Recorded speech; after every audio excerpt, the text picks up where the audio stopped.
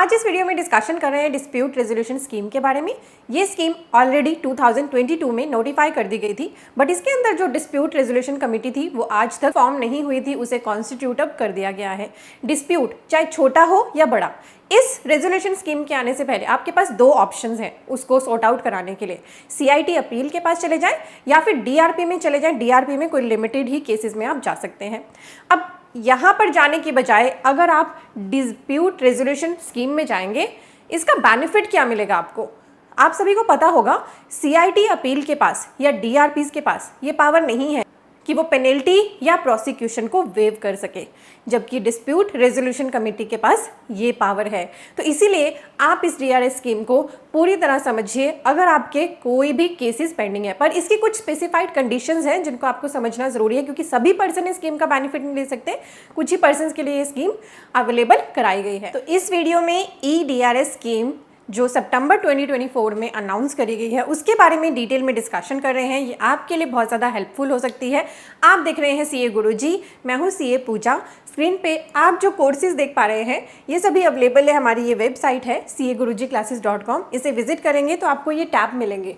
Courses के लिए इन दो टैब को विजिट करें, कोर्स एंड कॉम्बो कोर्स। और अगर आप फ्री में डेली अपनी नॉलेज को एनहांस करना चाहते हैं तो हम यहाँ आर्टिकल्स पब्लिश करते हैं टेक्स्ट अपडेट्स के अंदर। जितने भी आर्टिकल मैं वीडियोस में आपके साथ शेयर करती हूँ वो भी सभी आपको टेक्स्ट अपडेट के सेक्शन में मिलेंगे। विजिट करें cagurujiclasses.com। तो ये मेरा पूरा आर्टिकल है, इसमें बहुत सारी कवरेज करी है मैंने। इससे पहले मैं आपको प्रेस रिलीज दिखा देती हूँ।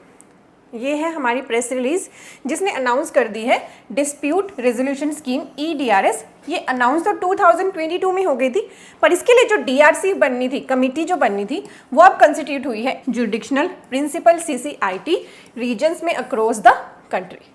ये आई है for specified orders under certain conditions. तो स्पेसिफाइड ऑर्डर और कंडीशन क्या है ये भी हम जानेंगे।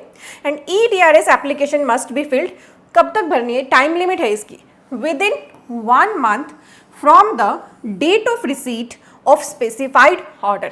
तो जो भी आपको स्पेसिफाइड ऑर्डर मिला है उस ऑर्डर के मिलने के विदिन 1 मंथ तक आप इस ई डीआरएस स्कीम का बेनिफिट ले पाएंगे।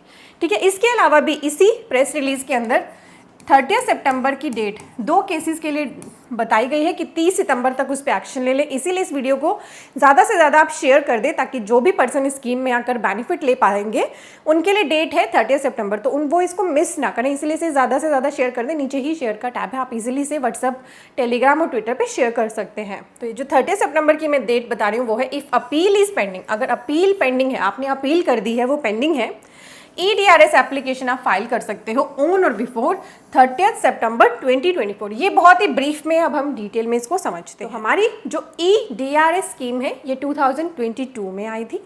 सेक्शन है इसका 245M कैपिटल है और इसके लिए जो रूल्स हैं हमारे 44DAB। इस स्कीम को ऑप्ट करने के लिए आपको फॉर्म फिल करना है 34BC। ये हमारे इनकम टैक्स पोर्टल पे अवेलेबल है। अभी मैं आपको बताऊंगी कैसे ये फॉर्म फिल करना है। और इस फॉर्म के साथ आपको 1000 रुपीज़ की पेमेंट भी करनी है। वो पेमेंट कैसे करनी है वो भी मैं आपको लाइव दिखा रही हूँ। तो अब हम जानते हैं इसकी कंडीशन क्या है, कौन पर्सन इसको ऑप्ट कर सकते हैं। As per e DRS a taxpayer can opt for e dispute resolution against the specified order, जो इन्होंने डिफाइन किया है clause b of explanation to section 245M में, जिसमें कवर है an order in which aggregate sum of variation proposed or made does not exceed 10 lakh. यानी जो amount variate किया गया है, जो बढ़ाया गया है अमाउंट आपके लिए टैक्स का, वो 10 लाख रुपए तक हो, उससे ज़्यादा ना हो।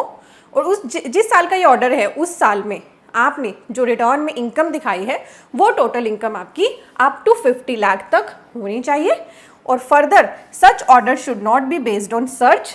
ऐसा ऑर्डर जो आपके पास सर्च के लिए आया है सेक्शन 132 में, या फिर सर्वे में आया है 133, या फिर है intimation received under aggregate two under section 90 और 90A, तो उन केसेस में आप इसको ऑप्ट नहीं कर पाओगे। ठीक है, इन केसेस में कर पाओगे जब आपकी जो अमाउंट जो वेरिएट हुआ है वो 10 लाख से ज़्यादा नहीं है और आपकी जो टोटल इनकम है आपकी आइटम में 50 लाख से ज़्यादा नहीं है, तो आप ई डीआरएस स्कीम में जा सकते हैं। इसके अलावा भी कुछ हमारे क्राइटेरिया हैं जिन केसेस में आप TDS TCS के डिफ़ॉल्ट के केस में भी आप इस स्कीम को ऑप्ट कर सकते हैं, वो मैं भी आपको बता रही हूँ। अब जैसा कि मैंने आपको पहले ही बता दिया कि इस स्कीम में जाने का बेनिफिट क्या होगा, अकॉर्डिंग टू EDRS और DRC जो हमारी डिस्प्यूट रेजोल्यूशन कमेटी है वो क्या करेगी, मॉडिफिकेशन करेगी to the variation in specified order and decide करेगी टू ग्रांट रिडक्शन। वो क्या क्या कर सकती है, रिड्यूस कर सकती है या वेव कर सकती है penalty, and even prosecution in accordance with the provision of Rule 44 DAC of Income Tax Rules 1962. The DRC is mandated to pass. उन्होंने DRC जो हमारी डिस्प्यूट रेजोल्यूशन कमेटी है, अब उन्होंने ऑर्डर कब तक पास करना है, with in 6 months from the end of the month in which application for resolution is admitted by it. तो पहले आप एप्लीकेशन को फाइल करोगे ऑनलाइन, फिर उसके साथ आपने डॉक्यूमेंट भी अटैच करने हैं और फीस भी पे करनी है। वो सभी फॉर्म प्लस जो आपने पेमेंट करी है 1000 रुपीज़ की, प्लस आपके जो सारे डॉक्यूमेंट्स हैं जिनके बेसिस पर आप ये कह रहे हैं कि नहीं मेरे लिए डिमांड नहीं बनती है, वो सभी आपको ईमेल्स पर सेंड करने हैं। वो सभी ईमेल्स आपको यहाँ पर मिल जाएंगी इनकम टैक्स पोर्टल में, आपको पूरा का पूरा इसका सोर्स मिलेगा। तो इसीलिए आप हमारे एक आर्टिकल को ज़रूर रेफर कर लें, उसमें सारे लिंक दिए हैं, उस ईमेल ID पे आपको इसे सेंड कर देना है। देन फिर लिखा है the application for EDRS is to be filed, कैसे भरनी है, 34 BC में E-फाइलिंग पोर्टल पे। कब भरनी है, within 1 month from the date of receipt of specified order. तो अगर हम बात करें सितंबर में, तो अब ये आपके सामने अवेलेबल हो गया, तो आपको स्पेसिफाइड ऑर्डर मिलने के 1 महीने के अंदर इसमें चले जाना है। या फिर अब अगर हम 30 सितंबर वाली डेडलाइन की बात करें, तो इन cases where appeal has already filed, जहाँ पे अपील ऑलरेडी फाइल कर दी गई है और जो पेंडिंग है before the commissioner of income tax appeal, the application for EDRS is to be filed on or before 30 सितंबर 2024। तो उस केस में भी आप इस एप्लीकेशन को भर सकते हो अगर आपकी अपील अभी पेंडिंग है, पर उसके लिए डेडलाइन रहेगी 30 सितंबर। क्लियर हो गया आपको? यहाँ पे वैसे तो हमारी स्पेसिफिक डेडलाइन है स्कीम में जाने के लिए ऑर्डर मिलते ही 1 महीने के अंदर, पर अभी गवर्नमेंट ने क्योंकि ये नई ही कमेटी बनाई है, तो आपको 30 सितंबर तक आपके पुराने मैटर्स जो अभी अपील में हैं उनको रिजॉल्व कराने के लिए 30 सितंबर तक की डेडलाइन दी है।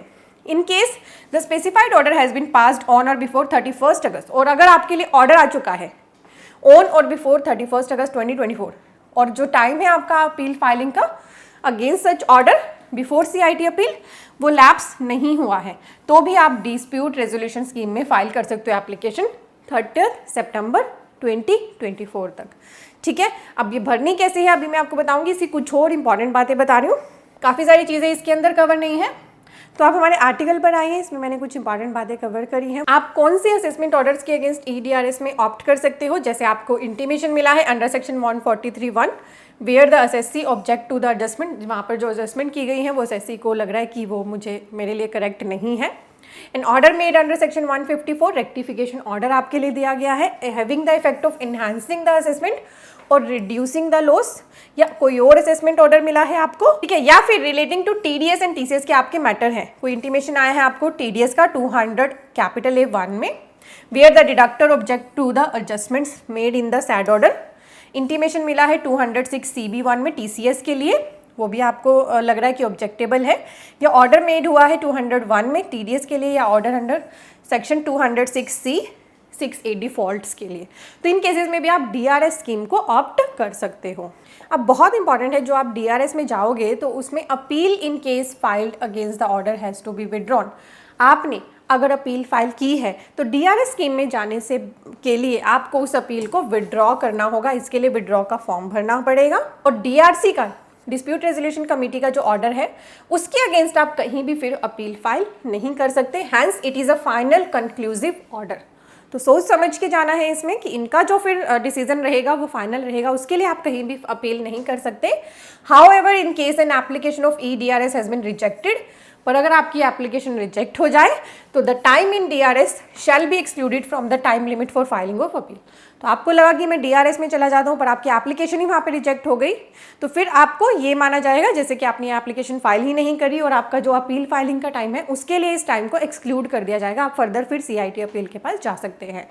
बिफोर रिजेक्टिंग, रिजेक्शन से पहले आपको शो कॉज नोटिस दिया जाएगा with opportunity of being heard, and DRC can not enhance the demand. और डिस्प्यूट रेजोल्यूशन कमेटी आपकी डिमांड को कम तो कर सकती है पर इंक्रीज नहीं कर सकती है। साथ ही आपको जो एप्लीकेशन भरनी है 34 BC की, उसके साथ 1000 रुपीज़ की पेमेंट करनी है। ई वेरिफिकेशन के साथ ये फॉर्म फाइल करना है एंड जो फॉर्म फाइल करेंगे 34BC अलॉन्ग विद एक्नॉलेजमेंट और ऑल द अटैचमेंट आपको सेंड करने हैं respective email ID of the jurisdictional EDRC। Once your application of 34BC is accepted by DRC, तो आपको विड्रॉ करना है अपनी अपील को फॉर्म 35 फिल करके in case any appeal has already been filed. Documents क्या अटैच करने हैं आपको, मैंने वो भी लिस्ट इसमें दे दी है। अगेंस्ट अपील में जा रहे हो वैसे वो ऑर्डर, उसकी कॉपी या इंटीमेशन, डिमांड का नोटिस है तो वो लगाना है, detail of application, fees paid, detail of tax paid on return income and statement of facts या ground of application and documentary evidences, ये भी आपको अटैच करने हैं। अब आप कहेंगे ईमेल आईडी कहाँ पर मिलेगी हमें। ये जो प्रेस रिलीज़ है आप हमारे आर्टिकल में बिल्कुल बिगिनिंग में आएंगे, यहाँ पे से आपको डिटेल प्रेस रिलीज़ मिल जाएगी। इसको ओपन करेंगे प्रेस रिलीज़ को, तो देखिए इसी के अंदर ये लिंक दिया है, ये वाला link, the list of DRC along with their email address is available on the below link. इसको आपने यूज़ करना है। चलिए अब हम चलते हैं इनकम टैक्स पोर्टल पे, जानते हैं इस फॉर्म को भरना कैसे। इसके लिए आप आ जाइए incometax.gov.in पर, यहाँ के अपना अकाउंट लॉगिन कर लीजिए। जिसके लिए भी अपील फाइल कर रहे हैं, DRS में जा रहे हैं, उन्हीं का अकाउंट आपको लॉगिन करना है। तो यहाँ आप आएंगे, ई फाइल में आएंगे, इनकम टैक्स फॉर्म में फाइल इनकम टैक्स फॉर्म पर क्लिक कर लेना। यहाँ आने के बाद आप चले जाना person not dependent on any source of income, यहाँ पे आकर नेक्स्ट पेज पर चले जाना। यहाँ पे आपको ऑप्शन मिलेगी इस फॉर्म की, ये रहा, ये है फॉर्म हमारे सामने, dispute resolution committee in certain cases form 34BC। ये है एप्लीकेशन DRS की आपको फाइल करने के लिए, इस पर आपको क्लिक करना है। फाइल नाउ पे क्लिक करेंगे तो आपको यहाँ से असेसमेंट ईयर सिलेक्ट करना है, जो भी आपका असेसमेंट ईयर है वही सिलेक्ट करना, कंटिन्यू कर देना, लेट्स गेट स्टार्टेड पे क्लिक कर देना। यहाँ क्लिक करते ही देखिए आपको ये डिटेल्स डालनी है, पर्सनल इन्फॉर्मेशन यहाँ पे ऑलरेडी फिल होंगी, चेक करके सबमिट करना है। Order against which application is filed, उसकी डिटेल डालनी है, एप्लीकेशन की detail, pending application, detail of taxes paid, statement of facts, ground of application and additional evidence, application की filing detail, taxes paid on return income, self declaration and verification. ये सभी step करके complete preview पे click करके आपको इसे submit कर देना है। अब हम जानते हैं 1000 रुपीज़ की फीस कैसे फाइल पे करनी है। ई फाइल में आएंगे, ई पे टैक्स पर क्लिक करेंगे, यहाँ पर एक ऑप्शन है न्यू पेमेंट, इस पर क्लिक करें। क्लिक करने पर आपको जो ऑप्शन मिल रहा है फी एंड अदर पेमेंट, इस पर क्लिक करना है आपको। नीड पर क्लिक करते ही आपको यहाँ से सिलेक्ट करना है टैक्स एप्लीकेबल मेजर हेड, नीचे आएंगे मिसलेनियस रिसीट पर क्लिक कर लेना है।